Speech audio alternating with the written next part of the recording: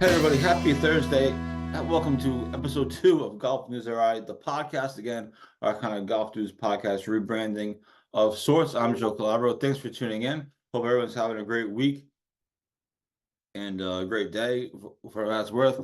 And we do this podcast, of course, we're a golf podcast, but we're coming to you on what is a historic day in New England for New England sports. As earlier today, around 7 a.m., the Patriots officially announced that they were parting ways with Bill Belichick after 24 seasons and 6 Super Bowls. We all knew it was. We all felt like it was coming. It was reported that it was coming, but still a little surreal to see it happen. They just had their press conference where both Belichick and Kraft read statements, and I guess Kraft is supposedly or is meeting with the media at 2 p.m. to answer questions. So, historic day, and we'll see what's next for the Patriots. So we'll do a little bit on that because again, can't ignore something like that. We also have breaking news in the golf world with the PGA Tour, as Farmers Insurance has announced that they will not renew their sponsorship of the Torrey Pines event after 2026. So that's at least a third, maybe fourth big name sponsor that the PGA Tour has lost just over the last couple of months. They struggled to keep sponsors. I guess Farmers, I didn't realize this, but I guess Farmers Insurance has also pulled their sponsorship of Ricky Fowler. I guess they're pulling back from golf. So, interesting stuff. You wonder what the impact of the Saudi PIF deal is with that. That is still ongoing, but PGA Tour loses another sponsor. Not to mention the guys are resigning kind of left and right. 2 days ago, maybe it was, Martin Slumbers announced he was stepping down from his position with the R&A. Yesterday, Keith Pelley announced he was stepping down from his position at the DP World Tour. So wild times in golf as the PGA Tour season gets underway. Obviously, they had the Century Tournament of Champions last week. Today, Thursday, starts the Sony Open. Obviously, both of those in Hawaii, so late night golf is always great. But you just wonder what's going on in the golf world. Kind of a bizarre few days for golf, and of course, Live Golf starts in a couple weeks. But I believe they're beginning at Mayakoba, if I'm not mistaken. So we have breaking news in the sports world. We have breaking news in the golf world. It's a crazy Thursday to be in the media, so which makes it fun. A couple of local things. Today we put up a story about the pictures from the Northeast Golf Company of Met Links, which our understanding is that it's set to open in 2024. We thought it was going to be public. It possibly could be right down here. It could be semi-private, but either way, it'll be open for public play.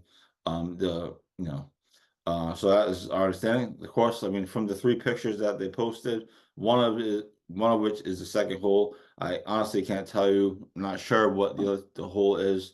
But the second hole that they posted is one of the second hole, and there's 2 other pictures of what look to be the same hole, but I can't tell you what hole it is because I don't know. I honestly don't know Metacomet that well. So we posted that today. The course looks good. It looks like they're keeping it together. And again, that's set to open in the spring of 2024. So check that out on GolfNewsRI.com. And then I think lastly, that follows up last week where we posted the video of the rest of the development of the Metacomet property. So that is still ongoing. We're still waiting for one other shoe to drop in the story, which is the court case between the Faction 5 and Superior Court. That hasn't been announced yet, as they're all kind of coming after each other to trying to figure out the split of the money from the Metacomet deal. So we'll have that up as soon as possible, but we haven't seen that announced yet. I've been checking the Superior Court page, the Rhode Island Superior Court page, like every single day, and still nothing. So we'll have that for you when obviously it's decided, and that'll kind of be the closing of the book in some ways for that part of the Metacomet story. So lots going on. We also, again, we into some of the PGA Tour stuff. Davis Chatfield and Patrick Welch begin their Korn Ferry Tour seasons on Sunday. I thought they started on Thursdays, but I forgot the Korn Ferry Tour season start on, so at least early in the season they start on Sunday. So we'll have coverage of that starting on Sunday. We had Will Dixon playing in Monday qualifiers, 2 Monday qualifiers in 3 days, and he played well. He shot 4 under in both rounds. That's not going to get it done in a Monday qualifier, where these guys are shooting 8 under and 9 under to get in. But Will seems to play well, and so looking up prospects, looking up for the season after a rough year last year. But again, those Monday qualifiers, it's amazing how low these guys go in these tournaments. So we'll continue to follow him, and obviously everybody else as well. Again, the Korn Ferry Tour begins on Sunday. So with that said, we got a lot of the golf stuff out of the way. Again, big news in the golf world: Farmers Insurance pulling their sponsorship of the PGA Tour event at Torrey Pines, which I believe is one of the longest running tournament sponsors on the tour. So they lost Farmers Insurance. They lost the Honda Classic, or Honda as a sponsor. And I didn't lose the Honda Classic necessarily. They lost Honda as a sponsor. So interesting times in pro golf, with this potential merger and everything else. So not to mention, I didn't even mention the fact that earlier in the week, Tiger Woods dropped a bombshell when he announced he was leaving Nike. So it's been a wild week on the PGA Tour, or in pro golf anyway. Now I just trying to figure out what to do with all my Nike gear. I have all kinds of Tiger Woods Nike stuff. Obviously, I'm half joking. I'm obviously going to keep it. But it's like my whole closet is Nike. Now what do you do? So that was crazy. So again, a wild week in the pro golf, and we can recap that and get to some other stuff as well. But the big story of the day in sports is Bill Belichick parting ways with New England. Kraft announced a mutual parting of ways. It's funny that these things, they're never really mutual. I mean, they split amicably to keep the relationship, strong, quote unquote.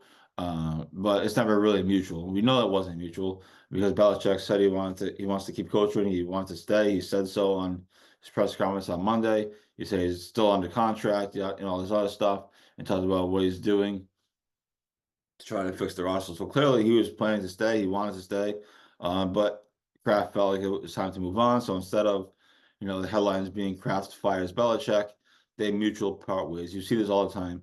And even Kraft said in his press conference that was at noontime that he basically implied that Belichick is most likely going to coach somewhere else next year.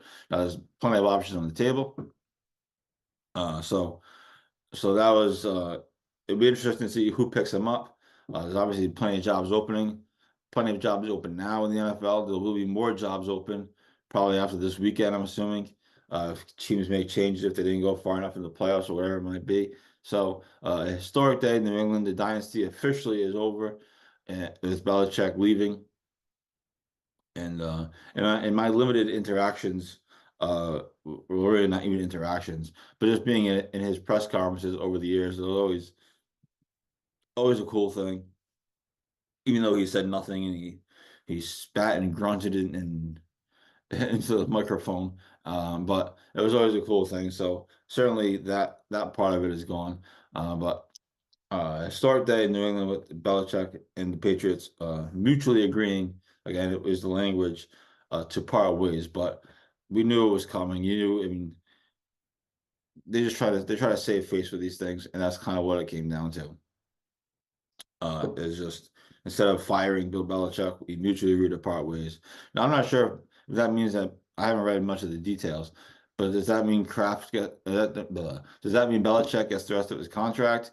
Because he still had, like he said, one more year on the contract. So, is there some payment coming to him from the Patriots, or how is that working? I don't know if that's really been dove into yet, but certainly there's plenty of time to worry about that. Now, who's the next coach of the Patriots? I'm hoping that is Mike Vrabel. I know Gerard Mayo supposedly is the leader in the clubhouse for the job, and Kraft sort of promised him the job. if you go back and read the transcripts from the coaches meetings, owners meetings, uh, over the offseason, it sounds like Kraft sort of promised Mayo the job. That's why Mayo came back. So that looks like he's the lead candidate. I read that he's the lead candidate, but I'm kind of hoping it's Mike Vrabel. And that was another surprising thing too. Vrabel being fired from Tennessee. But I said when he came to New England for the Hall of Fame ceremony, the comments that he made is just something that didn't sit right. It just what are you doing? We talked about, we have we have a game to go win, talking about the Patriots, and this, it's not like this anywhere else, kind of thing. It's kind of like strange. It struck an alarm with me. It's a strange kind of comments to make when you're still a coach of another team. We're sitting in the box with Kraft, and again the comments. I thought that was kind of odd at the time. He'd say that again. You're the coach of another AFC team, but what do you? And I understand, he's getting to the Patriots Hall of Fame, so he's got to suck up to the Patriots fans. But it was kind of odd at the time. Then fast forward to a couple of days ago, and he's out of Tennessee. So wild times, wild things happening, and we'll see. Uh, We'll see what comes of it. We'll see what ends up happening with Vrabel. We'll see what ends up happening with Belichick. Uh, as a media person, you gotta hope that Belichick signs somewhere else and coaches somewhere else. You'll have that kind of the Tom Brady thing that we had the last 3 years, where you watch the Patriots game and then you flip over to see how Belichick's doing, or you flipped over to see how Brady was doing. You kind of have that double favorite team, so to speak, kind of thing. So you want Belichick to sign somewhere else. You want him to sign with a contender, so you can get his wins record. Maybe he can go on and win a Super Bowl, and then you really start the conversation. And so that's what I'm hoping for. I don't know if that's going to happen. I don't think he's going to retire. I think he wants to coach, but I don't also think he's not going to take a crap job that he's got to rebuild.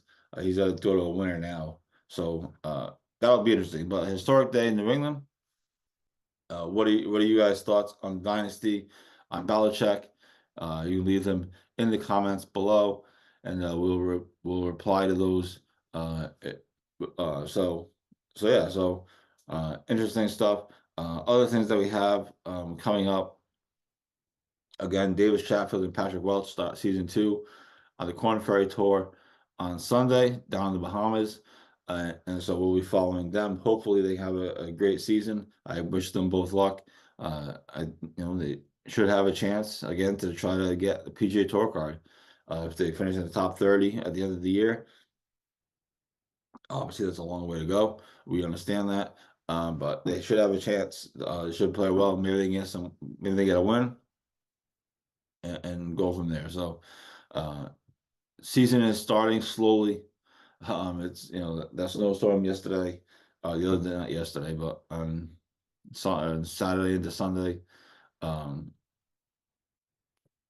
so lots going on. Again, the biggest story in sports is Belichick leaving the Patriots after they mutually parted ways.